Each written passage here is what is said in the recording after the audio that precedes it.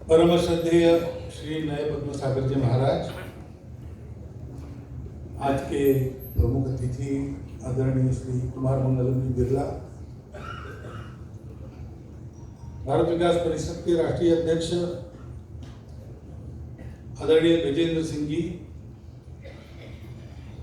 महामंत्री श्रीमान श्याम शर्मा जी, श्रीमान महेश शर्मा जी, उपस्थित सभी नागरिक सज्जन, माता भगिनी,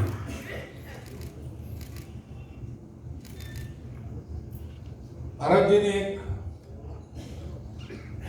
बड़ी सटीक बात कही कि जैसे सूरज प्रकाश जी थे वैसी भारत विकास परिषद है।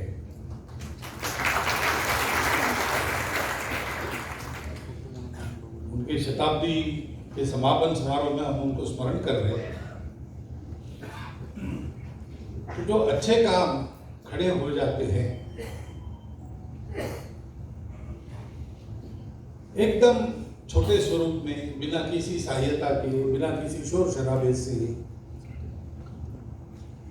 और बढ़ते चले जाते ऐसा होता है, तब हम सब लोगों को यह समझना चाहिए कि जैसे किसी विशाल वटवृक्ष के बीज में, मूल में उसका एक छोटा सा बीज जो मटिया में हो गया, वो बात उसको बड़ा वृक्ष बनाती। वैसे भारत विकास परिषद के मूल में सूरज प्रकाश जी का वो जीवन है।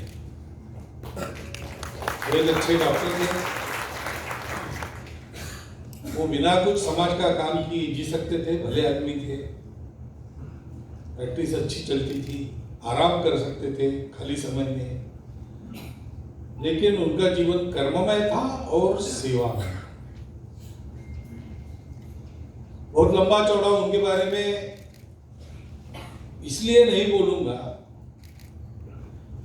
कि उनका जीवन बीता, लौकिक रूप से तो बीत गया, परंतु भारत विकास परिषद के रूप से उनका जीवन अभी भी चल रहा है।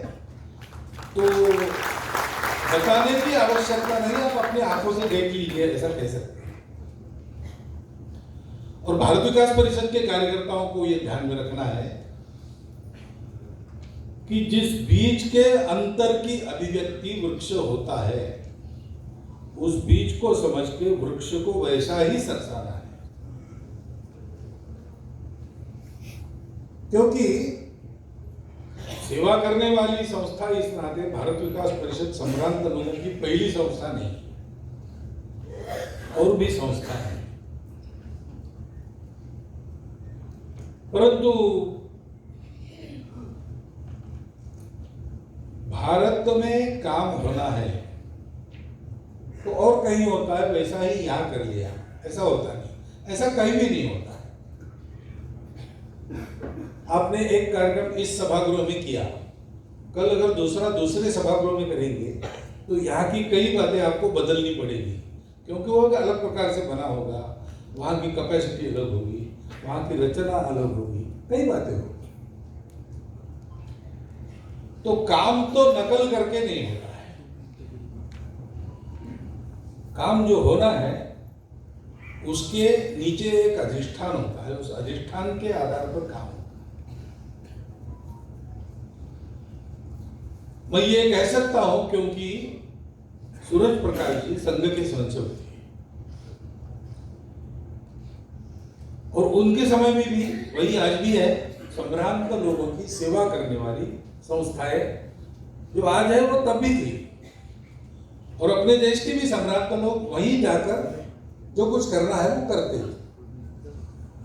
एक अलग से संस्था स्थापन करने की जरूरत क्या पड़ी? उनके संबंध सर्वत्र थे, वो तो ऐसी संस्थाओं में रह भी चुके थे भी भारत विकास परिषद की स्थापना के समय, लेकिन अलग से उसी काम को करने की क्या आवश्यकता उनको लगी होगी, उसकी कल्पना मैं कर सकता हूं, क्योंकि मैं भी संघ का सदस्य हूं।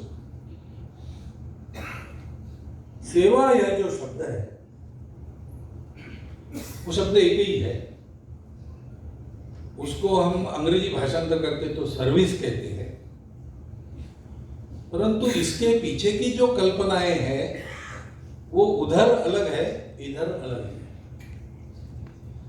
भारत की अपनी कल्पना है सेवा की।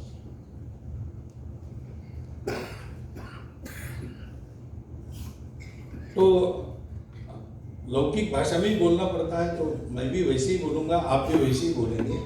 अपने समाज में सेवा की बड़ी आवश्यकता है,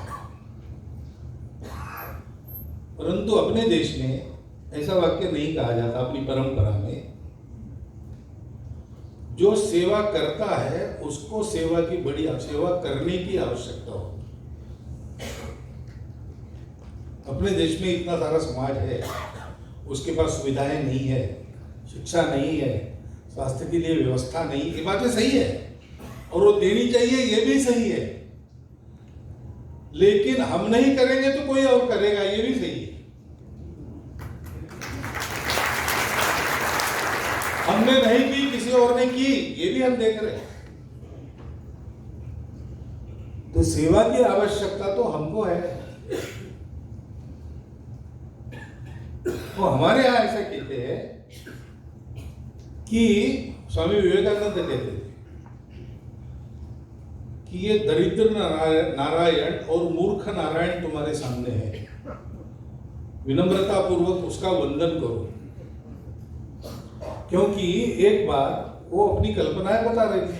हम जानते हैं स्वामी विवेकानंद पहले से विश्वासी व्यक्ति नहीं थे, वो स्केप्टिकल थे। वो सबको पूछते थे, आपने भगवान भगवान कर रहे हैं, देखा है क्या, अनुभव है क्या? फिर रामकृष्ण परमहंस के पास गए तो उन्हें कहा, देखता हूँ, रोज देखता हूँ, तुमको देखता हूँ, उससे ज्यादा स्पष्ट देखता हूँ, और तुम मेरे जैसा करोगे तो तुमको भी दिखेगा। तो उनके साथ लग गए। लेकिन रामकृष्ण परमहंस के अंत तक उनकी परीक्षा लेते रहे। तो अपनी कल्पना है वो बोलते थे। तो एक बार बैठे थे रामकृष्ण परमहंस के सामने, उन्होंने कहना शुरू किया कि क्या फालतू देव देव करके क्या होगा, भगवान भगवान करके क्या होगा, इतने सारे लोग दरिद्र है, उनके पास खाने को कुछ नहीं है, अज्ञान में है, ऐसा उनकी सेवा करनी चाहिए, ये करने से क्या फायदा होगा। सुनते सुनते रामकृष्ण भावावेश में चले गए। और उन्होंने क्या कहते हो, उन पर उपकार करोगे, उनको मदद करोगे, तुम्हारी हैसियत क्या है? भगवान की इतनी बड़ी सृष्टि में तुम एक कीटक से भी कम हो। तुम्हारी इच्छा से एक सूखा पत्ता भी हिल नहीं सकता इस दुनिया में। तुम क्या उपकार करने चले हो? छी छी छी, ये क्या तुम्हारी भावना है? गरीबों पर उपकार नहीं, परोपकार नहीं, शिव भावे जीव से। वो शिव है जो आज अपने आप को अभाव में, वंचित स्थिति में उपस्थित कर रहे हमारे सामने। वो हमारे सामने वो प्रकट हो रहा है भगवान, और वो कह रहा है अपने पाप धोने के लिए, पुण्यवान बनने के लिए तुम्हारा जीवन यशस्वी हुआ होगा, लेकिन उसको सार्थक करने के लिए, सक्सेसफुल तुम हो लेकिन मीनिंगफुल बन जाओ, इसलिए मैं यहाँ आया हूँ, करो सेवा।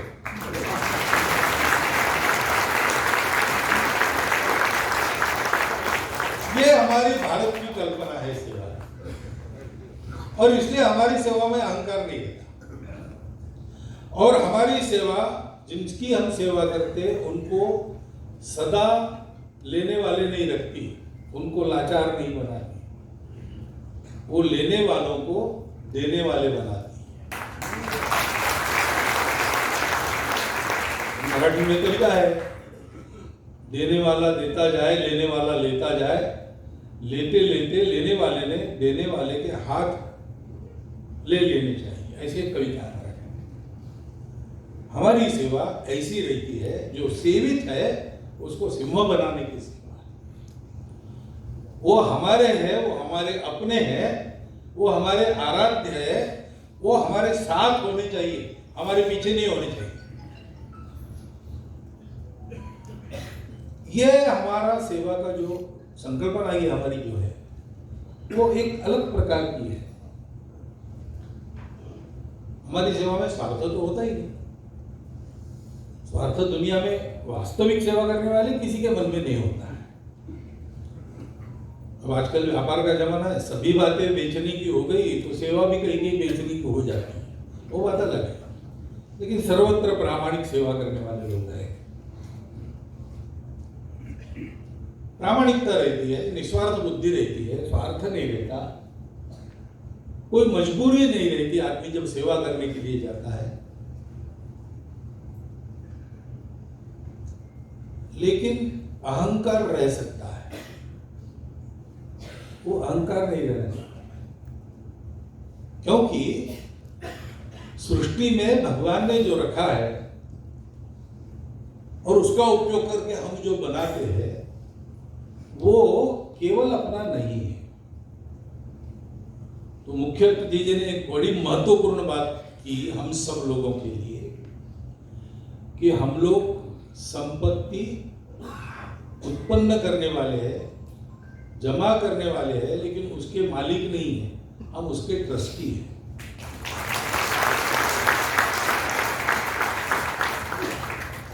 तो हमको ये ठीक से रख के उसका ठीक से विनियोग करना है। हम आर्थिक क्षेत्र से बहुत लोग यहाँ पर बैठे हैं, तो कमाई अपने लिए, देश के लिए हमारा काम है।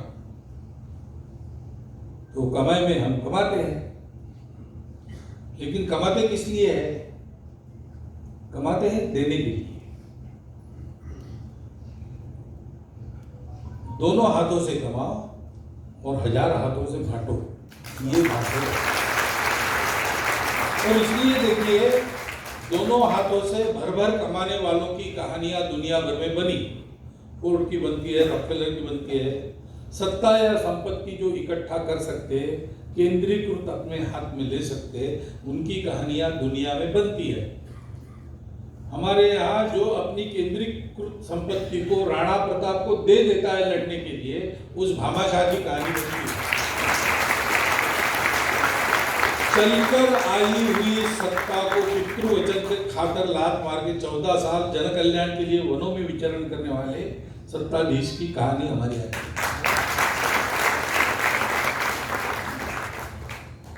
हम भारत है,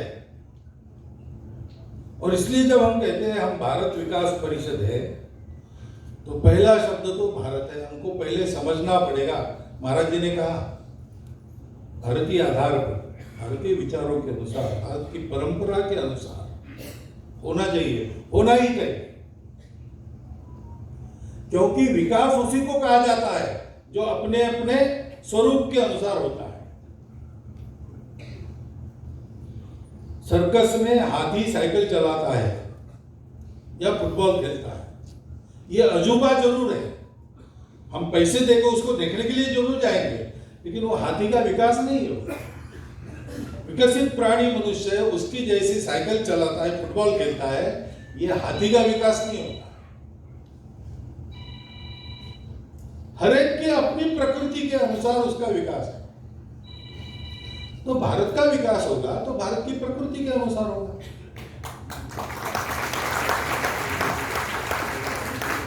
और इसलिए भारत में जो कल्पना है विकास की, वो एकदम अलग है। दुनिया की विकास की कल्पना थोड़ी सी एकांगी हो जाती है, और उनका दोष नहीं है। उनके पास जो सत्य आया वो अपूर्ण सत्य है, अधूरा है। 4 में से 3 तत्व उनके पास है, इसलिए उनके करने में भी दम है। वो पश्चिम का है, इसलिए छोड़ो उसको, हटा लो, ऐसा नहीं कर सकते। लेकिन ये जरूर समझना पड़ेगा कि उनके करने में अपूर्णताएं हैं, क्योंकि उनके पास 4 में से 3 साधन है, शरीर, मन और बुद्धि। इनको जोड़ने वाला क्या है? उनके पास नहीं है। उनको पता है अर्थ पुरुषार्थ, पता है काम पुरुषार्थ, उनको पता है मोक्ष पुरुषार्थ का भी पता है। वहां भी साक्षात्कारी पुरुष हो गए, परंतु इन तीनों को साथ चलाने वाला उनको धर्म पता नहीं है। अर्थ कामों को अनुशासित रखना और मोक्ष की ओर बढ़ाना, इसके लिए वो धर्म आवश्यक है, और भारत के पास वो है। भारत के पास वो है। भारत धर्मप्राण देश है। तो भारत का विकास का आधार क्या होगा? केवल आर्थिक ऐसा नहीं है। धर्म है, धर्म है, किसी को नकारता नहीं है। धर्म वो है, वो सबको स्वीकार करता है। धर्म वो है वो किसी भी अतिवाद पर नहीं जाता, वो मध्यम मार्ग पर चलता है। धर्म वो है जो संतुलित होकर चलता चलाता है। धर्म जीवन की धारणा करता है। धर्म इसलिए इहलोक में और परलोक में सुख देता है। प्रारंभ में, अंत में, मध्य में, सर्वत्र धर्म आनंददायी होता है। जीवन की धारणा उसके आधार पर, वो हमने आपने बनाया नहीं है, वो है। आप मानो न मानो, आप उसके अनुसार चलो, आपको फल मिलेगा, नहीं चलो नहीं मिलेगा। उसमें सबका विचार है। देखिए शिबिर राजा की कहानी आप सबको पता है। उनके दरबार में कबूतर आया, बाज पीछा कर रहा था, भागते भागते आया, प्राणों के मुंह से आया, भय के कारण होश उड़ गए थे। राजा को कहा मुझे आश्रय चाहिए, राजा ने उसको छुपा लिया। प्रजा है राजा की, शरण देना राजा का धर्म है। बाज आया, उसने कहा एक कबूतर, असत्य नहीं बोलना है। हाँ कबूतर आया है, मेरे संरक्षण में, तुम उसको मार नहीं सकते, मैं राजा हूं, ये मेरी प्रजा है, उसका संरक्षण करना मेरा काम है, मेरा धर्म। लेकिन बात चुप नहीं बैठा, बाज ने कहा सही है, तुम्हारा धर्म है, मुझे प्रकृति ने धर्म दिया है ऐसे पक्षियों को खा के पेट भरना, नहीं खाऊंगा तो मैं मर जाऊंगा। तो मेरे धर्म को रोक कर तुम अपना धर्म कैसे सिद्ध करोगे? अगर धर्म है तो मेरा भी चलेगा, तुम्हारा भी चलेगा। तो तुम तो मेरा चलने नहीं दे रहे हो, तो ये कहाँ का धर्म है? तो शिबिर राजा क्या कहता है? शिबिर राजा कहता है हाँ ये बात तुम्हारी ठीक है, तुम्हारा पेट भरना चाहिए और तुम मांसाहारी पक्षी हो, तुमको मांस ही खाना पड़ेगा। ये प्रकृति ने तुम्हें धर्म दिया है, लेकिन ये जरूर नहीं तुम कबूतर का खाओ, तुम मेरा मांस खाओ, मैं काट के देता हूं। अब देखो, बाज भी धर्म की दुहाई दे रहा है, कबूतर भी धर्म मांग रहा है, राजा भी धर्म की दुहाई दे रहा है। ये धर्म सर्वत्र है, सबके लिए है, सबको सुख देता है।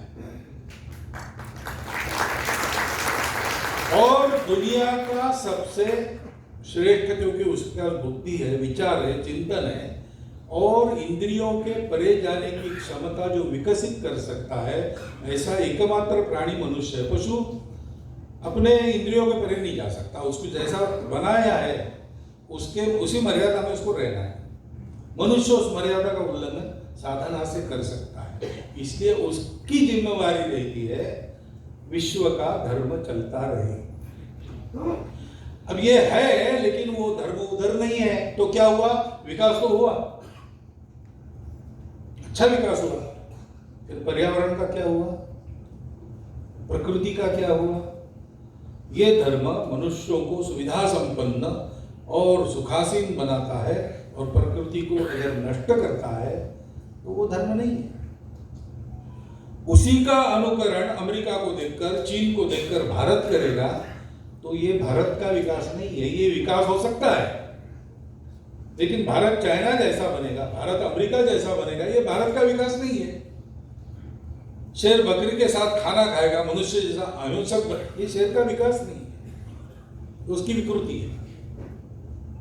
भारत का विकास होगा भारत की दृष्टि, भारत के जनों की परिस्थिति, पृष्ठभूमि, भारत के जनों की आकांक्षाएं, अपेक्षाएं, भारत के जनों का संस्कार, भारत की संस्कृति, भारत का विश्व के बारे में विचार, भारत का जीवन के बारे में विचार, इन सब के आधार पर भारत का विकास होगा। इसमें दुनिया से कुछ आने लायक है, जरूर लेंगे। हमारे लिए कोई पर, हमारा धर्म कहता है वसुधैव कुटुंबकम, तो विश्व में हमारे लिए कुछ भी पराया नहीं है, लेकिन हम लेंगे अपने प्रकृति के अनुसार लेंगे, अपनी शर्तों पर। हम नकलची नहीं बने। और इसलिए भारत विकास परिषद ऐसा अगर हम करते हैं और हम उसके कार्यकर्ता हैं, तो पहली बात है हमको भारत को जानना चाहिए। भारत का भूगोल ये महत्व की बात है, भारत का इतिहास ये महत्वपूर्ण बात है, भारत का जन्म, भारत की जल संपदा, भारत की वन संपदा, भारत की जैव संपदा, ये सब जानने के विषय है। लेकिन उसके साथ साथ भारत की आत्मा है धर्म, उस धर्म के 4 मूल्य है। सत्य, करुणा, शुचिता, तपस, ये क्या है? पूजा धर्म का एक छोटा सा अंग है, वो सबका अलग अलग होता है, धर्म सबका एक होता है। ये सब जानना पड़ेगा, ये जानना पड़ेगा और इसको मानना पड़ेगा। और मानना आजकल कठिन नहीं है, पहले कठिन था। मिकौले साहब जब हमारे दिमाग में घुस बैठे थे तब तो ये बड़ा कठिन था। अब अभी पूरे बाहर नहीं गए, लेकिन है, थोड़े थोड़े है अंदर, लेकिन निकल गए। उनको निकाल बाहर करना पड़ेगा, पहली बात है। और दूसरी बात है कि हमको ये जानना पड़ेगा, क्योंकि आज विश्व सारा जिस अवस्था में है वो भारत की दृष्टि को सिद्ध कर रहा है, लेकिन ये नकारात्मक सिद्धता होगी। विकास क्यों आवश्यक है? तो पहली बात है कि हम इस सृष्टि के अंग है, हमको भारत यही बताता है। तो विकास होना ही पड़ेगा, क्योंकि एक का विकास होता तो सबका विकास होता, सबके विकास में एक का विकास होता है। एक का विकास होगा, सब जाए खड्डे में, ऐसा कहते हैं तो विकास नहीं होता। विकसित मनुष्य वही है जो स्वयं अच्छा है और उसके संपर्क में जितने आते हैं वो सब अच्छे बनते हैं उसके कारण। नहीं तो ऊंचा भया तो क्या भया, जैसे ताल खजूर, प्रतिगंज को छाया नहीं, फल लागे अति दूर। ऐसा विकास किसी काम का नहीं है। तो आप अगर वृक्ष हो, बड़े हो, अच्छे सुंदर फूल, उसके बाद बड़े मधुर फल आपके पास है, तो राह चलते पथिक को आपकी छाया मिलनी चाहिए और आपके फल मिलने चाहिए। आप भले धूप में तपो, लेकिन आप सत्पुरुष तब बनते हैं जब वृक्ष जैसा परार्थ के लिए आपका सब होता है। छाया मन्यस्य कुर्वन्ति तिष्ठन्ति स्वयं आतपे फलानि अपि परार्थाय वृक्षाः सत्पुरुषाः। ये जीवन मनुष्य का जीवन है। पशु का जीवन अपने लिए होता है, अपना हो गया तो बाकी विचार ही नहीं करता। घास खाएगा, पेट भरने तक खाएगा, तब तक किसी को नहीं खाने देगा दूसरे को। उसका पेट भर गया तो उस घास का क्या हुआ चिंता नहीं करता, कल के लिए गट्ठर बांध के घर नहीं ले जाता। उसको विचार ही नहीं है। अपनी प्राकृतिक वासनाएं तृप्त हो गई, जब तक वो तृप्त है तब तक पशु दुनिया में है नहीं, किसी को पता नहीं चलता। मनुष्य का ऐसा नहीं है। मनुष्य अगर करनी करे तो नर का नारायण बन जाए, ऐसा कहते हैं। विपरीत करनी करे तो नर का नराधम भी बनता है। मनुष्य में ही राक्षस होता है, मनुष्य में ही देव होता है। जाना किधर अपना चॉइस है, और हमारे लिए हमारे पूर्वजों ने वो चॉइस बना के रखा है, हमको दूसरा चॉइस नहीं है। भारत इसी के लिए प्रसिद्ध है। भारत से सबकी यही अपेक्षा है। भारत ये करेगा तब भारत बड़ा बनेगा। ऐसा बनता है, आप चाहो ना चाहो। वेश बन जाते हैं ना। गांधी जी का चित्र है, गांधी जी का एक स्वरूप है जो नित्य परिचित है, वैसे ही उनकी मूर्तियां वगैरह बनती है। लेकिन बचपन से गांधी जी वैसे ही थे क्या? ऐसा नहीं है। उनके अलग अलग वेशों में, वो इंग्लैंड गए तब का फोटो है, वापस आए तब का फोटो है, तरह तरह के। लेकिन प्रचलित चित्र कौन सा है? वही है। तो गांधी जी का चित्र निकालो, ऐसा स्कूलों में बच्चों को कहेंगे तो वो वैसा ही निकालेंगे। छत्रपति शिवाजी महाराज का निकालना है तो वैसा ही निकालेंगे। उनके अन्य स्वरूप भी होंगे, बचपन में होंगे, भोजन करते समय का अलग होगा, सब होगा। लेकिन वो नहीं, जनता के मन में प्रतिमा गांधी जी ऐसे, शिवाजी महाराज ऐसे, लोकमान्य तिलक ऐसे, ये पक्का है। दूसरे रूप में जाएंगे तो जनता पहचानेगी नहीं।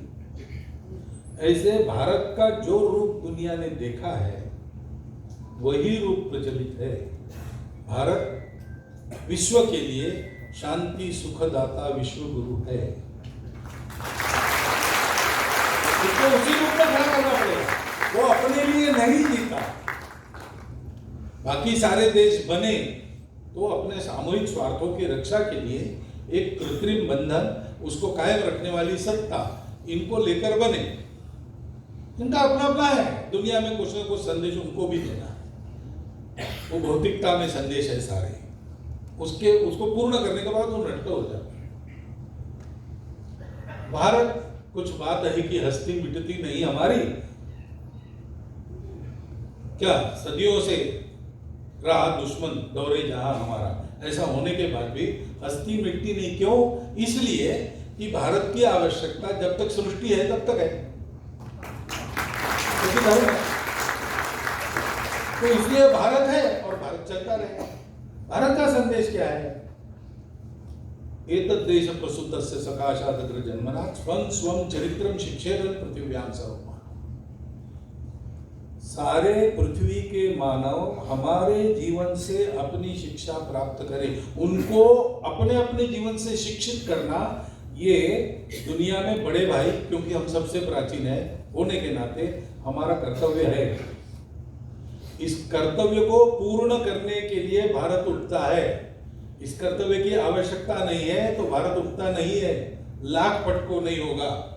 और इस कर्तव्य की आवश्यकता उपस्थित हो गई तो अगर पिछले 100 साल में हम लोगों का जो चरित्र रहा, जो करतूतें रही हमारी, उसका डाटा कंप्यूटर को फीड करेंगे तो वो कहेगा कि इनको तो दुनिया में होना ही नहीं चाहिए, ऐसे लोग हैं। लेकिन हम हैं और हम अच्छे होते चले जा रहे हैं, गुणों में भी और स्थिति में, क्योंकि उसकी आवश्यकता है, दुनिया मांग रही है।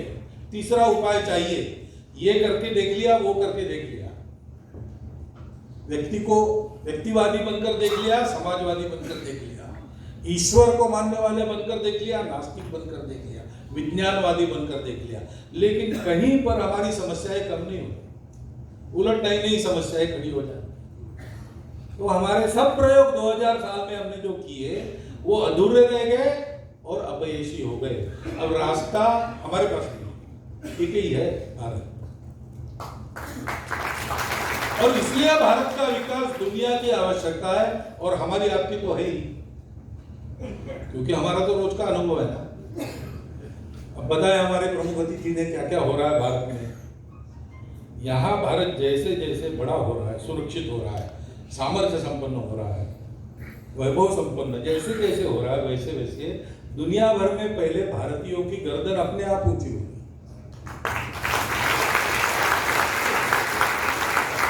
तो हमको कोई घास नहीं डालता था, आज बुलाते हैं G20 का यजमान बनो। हम रशिया को बार बार कहते युद्ध मत करो, पहले अगर कहते तो रशिया को झाड़ के चुप कर देता, लेकिन अब नहीं, भारत बहुत अच्छा देश है। ये चमत्कार क्या है? भारत बड़ा हो रहा है तो भारतीयों की प्रतिष्ठा बढ़, और इसलिए भारत का विकास हमारे आपके और हमारे आपके कुटुंबों की सुरक्षा प्रतिष्ठा के लिए अनिवार्य आवश्यकता है। नहीं तो युगांडा में कितने लोग अपने अच्छा युगांडा की इकोनॉमी हमारे लोगों ने बनाई, और ईदी अमीन ने 3 दिन का नोटिस लेके सबको निकाल लिया, हम कुछ नहीं कर सके। क्यों? भारत उस स्थिति में नहीं थी, और इसलिए उसका विकास हमारी भी आवश्यकता है। सेवा करना, भारतीय समाज को निर्दोष बनाना, भारतीय समाज का कोई अंग पीछे नहीं रहे इसको देखना, ये हमारे लिए पुण्य भी है और इस अर्थ में हमारा वो स्वार्थ भी है। ये करना ही पड़ेगा। मेरा भाषण सुनेंगे आप, जोरदार तालियां वगैरह कहते आप बजाते, उससे नहीं होता, केवल काम करना पड़ता। और इसलिए ये हमारी भारत विकास परिषद है। एक होती है सभा, हमारी सभा नहीं, भगवान के पार्षद होते हैं। पार्षद कौन होते हैं? वो एग्जीक्यूटिव होते हैं, उनके हाथ में लाठी रहती है। भगवान इच्छा व्यक्त करती है, भगवान आज्ञा देते हैं, उसको लागू करना उनका काम होता है, वो कार्यकर्ता होते हैं। तो हम लोग कौन है?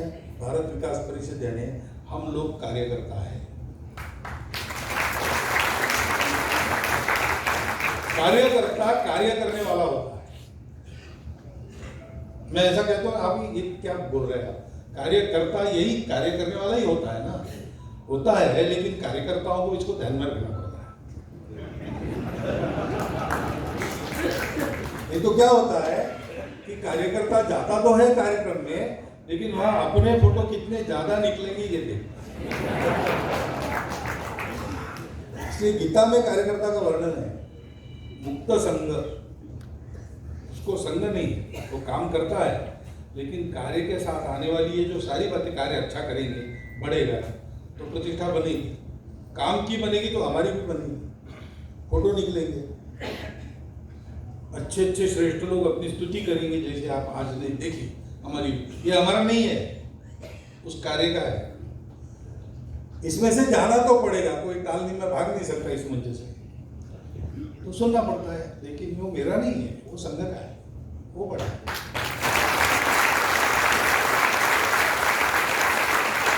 हमारा संघ अपने कार्य के साथ, केवल अपने कार्य के साथ है और कुछ नहीं। उपाधि में से जाना पड़ता है, लेकिन उपाधि में अलिप्त रहना पड़ता है, मुक्त संघ होना पड़ता है। और तब होता है जब हम अनहमवादी होंगे, मैं करूं। छोटे बच्चों को रहता है ना, स्वाभाविक, मनुष्य का जन्म होता है तब से अहंकार उसको चिपका है, इसलिए छोटे बच्चों को कंधे पर लेकर आप एक लाइट जलाओ, वो कहते हैं नहीं मैं करता हूँ, मैं तो फिर से बंद करवाएगा, फिर अपने हाथ से वो बटन ऊपर जाता नहीं, इतनी ताकत नहीं है, हम उसका हाथ पकड़ के करते हैं, देखो फिर से एक बार, फिर से एक बार, मैं करूँ, ये मैं हमको चिपका है, उसको छोड़ना, इससे परे जाना, करेंगे हम। मैं कौन हूं? मैं कोई नहीं, मैं एक बिंदु हूं, परिपूर्ण सिंधु है। बिंदुवत रहना, सिंधु के साथ मिलकर सागर का बिंदु एक छोटा सा अलग हो जाए, कितने दिन रहेगा? 1 सेकंड भी नहीं रहेगा, भाप होके उड़ जाएगा। तो हम में विलीन होना, सबके साथ काम करना, जिम्मेवारी उठाने के लिए मैं हूं, पुरस्कार उठाने के लिए मैं नहीं हूं।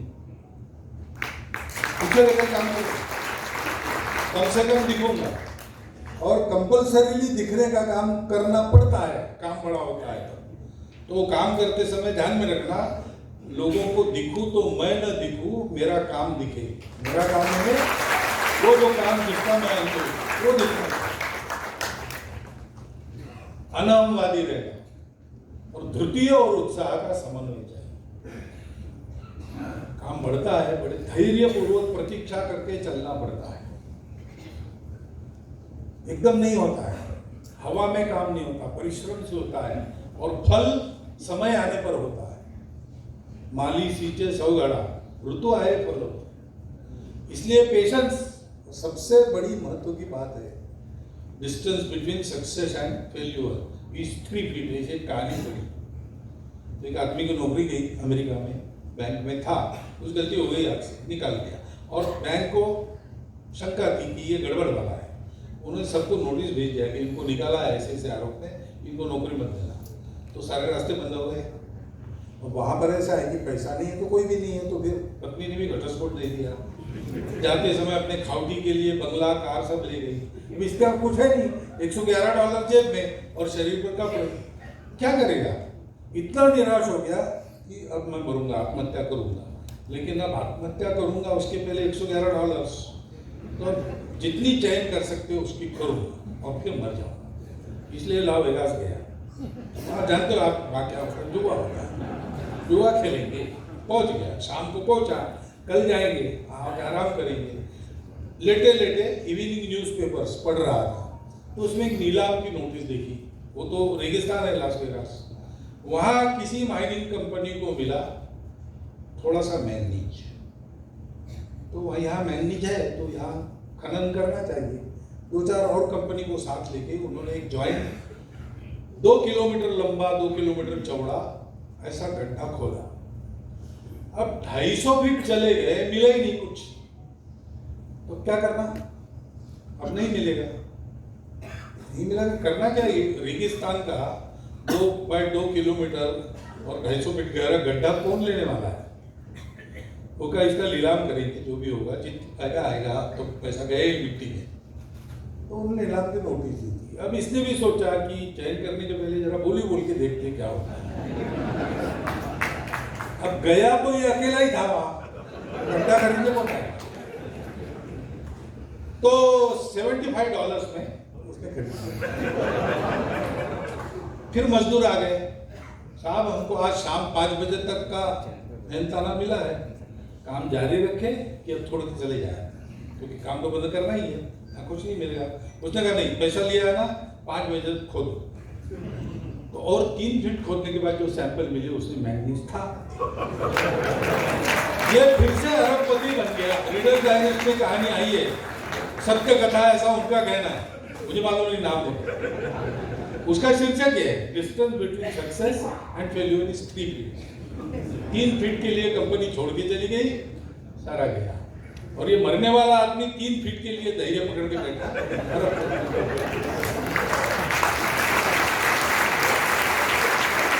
तो धैर्य भी चाहिए, उत्साह भी चाहिए। धैर्य पूर्वक शिवाजी महाराज ने प्रतापगढ़ पर प्रतीक्षा की, खूब बदनामी हुई, शिवाजी भाग गया, शिवाजी छूट गया, ऐसा कुछ नहीं हुआ था। वो प्रतीक्षा कर रहे थे कि ये मेरे इसमें आ जाए, फिर देखता हूं। और अफजल खान आ गया उस जंगल पे, पूरा समाप्त कर दिया। उसके बाद 3 महीने के अंदर बीजापुर के दरवाजे तक स्वराज्य फैला है। जो शिवाजी कुछ न करते हुए इतने महीने यहाँ बैठे थे, वो 3 महीने में इतना विस्तार करके वापस आए। धृति और उत्साह का उत्तम होगा। और इतना करने के बाद भी आखिर ऋतु आए फल होए, ये तो है ही। तो सिद्धि और असिद्धि से निर्विकार रहना पड़ता।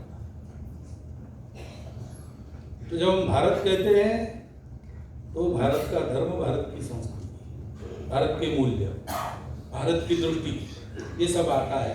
उसको जानना चाहिए, उसको मानना चाहिए, और हमको स्वयं को वैसा बनना चाहिए।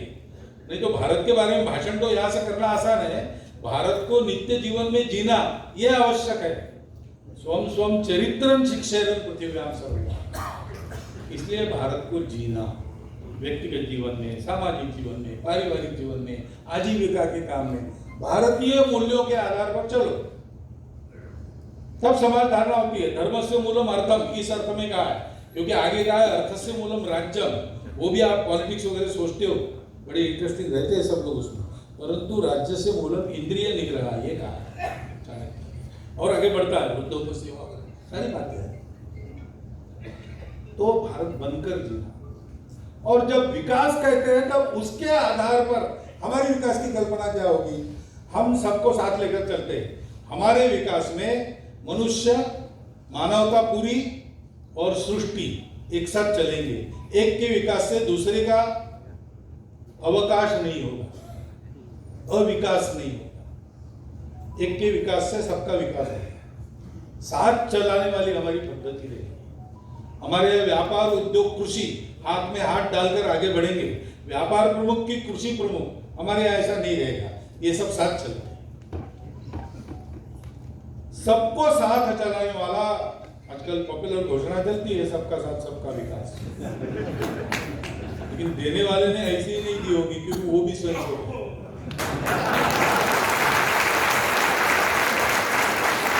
तो ये विचार उसके मन के मस्तिष्क में होगा ही।